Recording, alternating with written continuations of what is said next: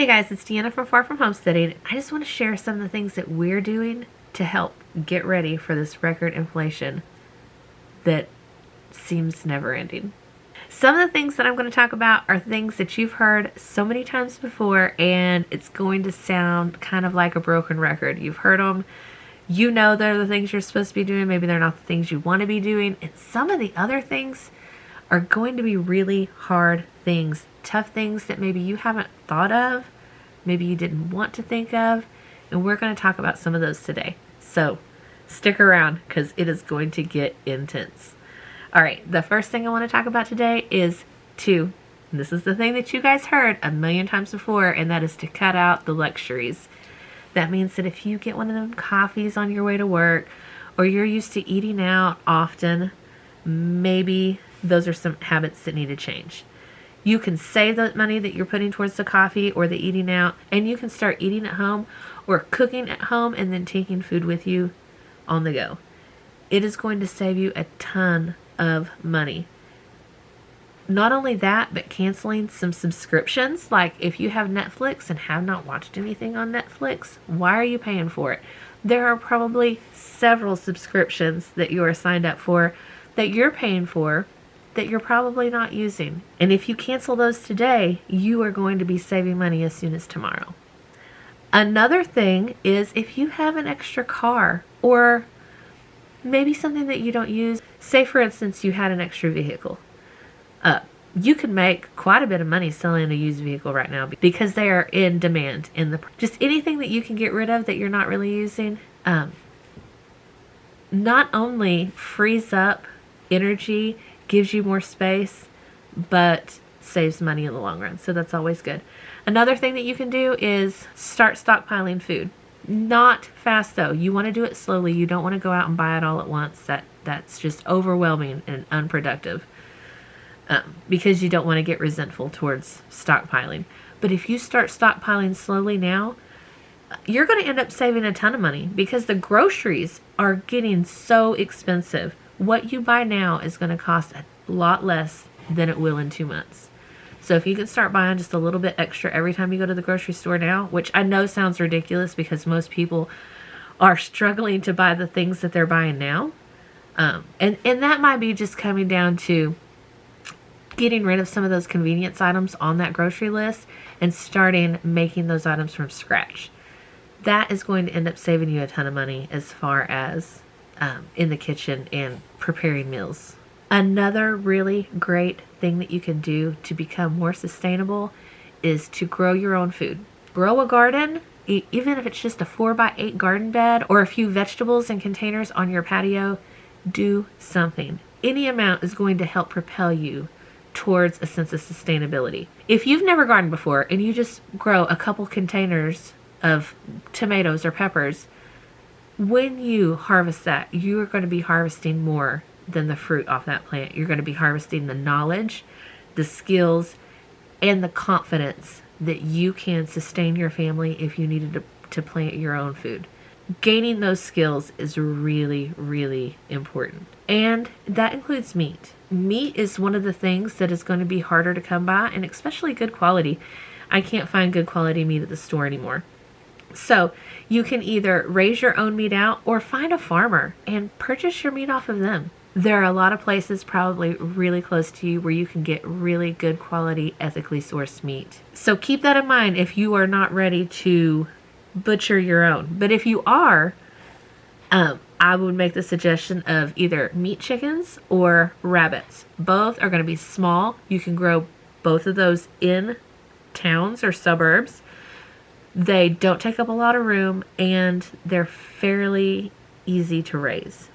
So if you're starting out and you want to start growing your own meat, that would be my suggestion. Another thing that you can do, and this one is probably the hardest one to talk about and the hardest to actually do, and that is downsizing your animals. No one wants to do it. No one wants to talk about it. I feel like that is something that a lot of homesteaders are going to experience if they haven't already started. We had to downsize last year because of the price of hay. In our area, the price of hay went from $45 for a round bale to $110. it just wasn't, and it was super hard to find. So it just wasn't feasible. I knew I wouldn't be able to afford it. So I had to make a decision on what I was keeping and what I was going to get rid of. And it was a really hard decision. But when you're making that decision, here are a couple things that you need to think about. You want to think about quality, not quantity.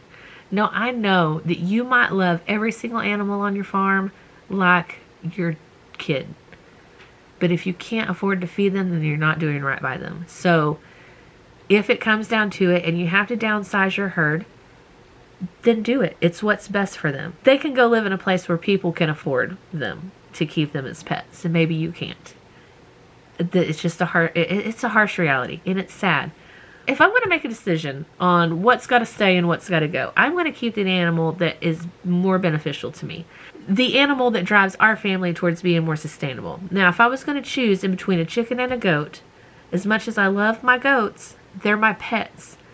I get a lot of enjoyment out of them. But really, unless I breed them, I'm not getting any kind of benefits. If I breed them, I could sell the babies. I could milk them and use the milk. But unless I breed them, I'm not seeing any benefits.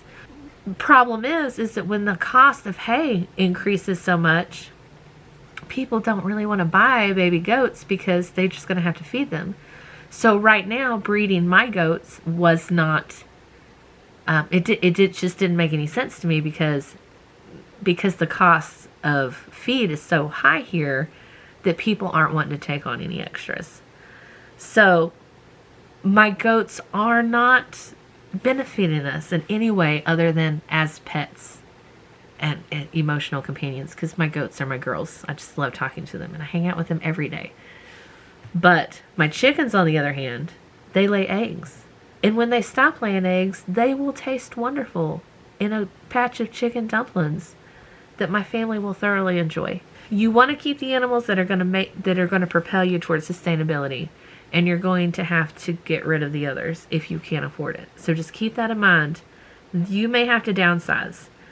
I suggest you think about that now when you're not in a situation where you have to downsize, because when you get into a situation where you have to downsize and you have to do it quickly, those are some hard decisions, especially if you love all your animals as much as a lot of homesteaders do. I know they weasel their way into our hearts, All right, let's get off this subject that's so sad and talk about the next thing, and that is get yourself a homestead hustle, guys. You guys have skills as homesteaders that other people do not have, and it is time to shine, guys. You can sell things like soaps and salves and tinctures on Etsy, or maybe make candles or knit or sew or crochet or whatever you do, right? You can sell them locally. You can sell them on Craigslist. You can sell them on Etsy. Another thing you can do, especially in the spring and summer, is you can sell plant starts, or you can sell your veggies as they come out of your garden. Maybe you have a big garden. A lot of people love to eat fresh, homegrown vegetables, and they love little roadside stands. I have a huge garden, and I still will stop at a roadside stand and just see what they have, because I just love fresh vegetables and food, and I think it's so beautiful and colorful and textural, and I will stop and see what they have, and if they have something that I don't have, I will definitely buy it. So keep that in mind, guys. You can sell those. If you're a passionate gardener like me, you can garden and you can sell those extras. So keep that in mind. Another thing that you can do is if you have a lot of land and you have cows or pigs, you can sell your meat to other people. You can sell a quarter or half of a cow. A lot of people are doing it, and it is really, really popular right now, especially with the demand for meat being so high because the supply in the grocery store is so hard to come by. Good quality meat is really hard to come by. So if you can find a good farmer or homesteader in your area that is selling good, ethically raised meat, get on that, because that is going to be a great resource to have now and later, because the price is just going to keep going up, and the quality, unfortunately, is going to continue to go down, I'm afraid. Eggs are a great thing to sell, and the reason is because people who have chickens are like potato chips. You cannot have just one. I started with 6. I said I would never have any more than 6. I probably have at least 30 chickens out there right now. They all have names. I just love my chickens. Call me the crazy chicken lady if you want to. But if you are anything like me, which I think a lot of people that get chickens are, they end up being just like me, but you kind of get more chickens and then you really know what to do with, and you start getting more eggs and you can really know what to do with, and so you can sell those eggs. And if you don't know, a fresh egg is so much better than the one that you're finding in the store. So they are really easy to sell because people would rather have fresh eggs from a farm than eggs from the grocery store. Because, well, we all know how those chickens are treated, guys. Don't try to act like you don't. We can ignore it all we want to, but support a local farm if you don't have chickens, guys. That's all I'm going to say. I want to get off on a tangent. Another thing that you can do, if you have a tractor, I mean, that is a great tool that you can use to make money. I just had a neighbor come and plow my driveway. He has a tractor. I don't. That is a great tool to use to make money on your homestead. You can put a flyer up at the feed store, at the post office, whatever, and sell your services. Say you can plow the road. That's a really great one for the area that I live in. Maybe you're really good with goats. Maybe you could trim goat hooves or dispud goats or fix them, I can't think of the word right now, y'all, but you know what I'm saying. A lot of people don't know how to do those, don't have those skills. And if you do have them, they would be willing to pay you for those skills. Like, there was a kid from Spokane, Washington that drove to Seattle when it snowed. It does not snow. This was a couple years ago. I can't remember how many. This is like 3 or 4 years ago. It was ridiculous. Let me see if I can look it up. I just looked up about this kid, and let me tell you what it says. He made $35,000 in just a couple days, I think 2 days. It said that he plowed 15 sites over 4 days. 15 sites over 4 days at rates of $500 to $750 an hour. They were paying ridiculous amounts of money to have their driveways plowed and their businesses plowed. It was ridiculous. He made $35,000 in 4 days plowing with his pickup truck in Seattle. I'm sorry, he was from Coeur d'Alene. Sorry. But that's just right over by Spokane. So that's like Idaho. He's from Idaho, and he drove to Seattle. He made $35,000 in 4 days. Guys, if you have a plow, that's a great, great way to make money. Another thing that you can do as a homesteader is to sell your knowledge. And I know that that just sounds crazy, but like, okay, hear me out. If you know how to make cheese or butter, or if you are a canner, or if you sew or knit or make soap, if you have any of those skills, you can sell them in a class-like setting. You can do it online. You can do it in person. People are longing to get these old-time skills back, especially soap making, bread making. It is like sourdough is one of the biggest, like, it's so popular right now. People are wanting these skills. And if you have the knowledge and are willing to share it with people, then you can use that to your advantage to make money. Okay? So that is a great thing to keep in mind. Any way that you can make a little extra money on the homestead is going to help offset the rising cost of everything. All right, now guys, this might be the most important thing on my list, and that is beef up your emergency savings. Whatever that refrigerator was going to cost if it went out is going to cost so much more.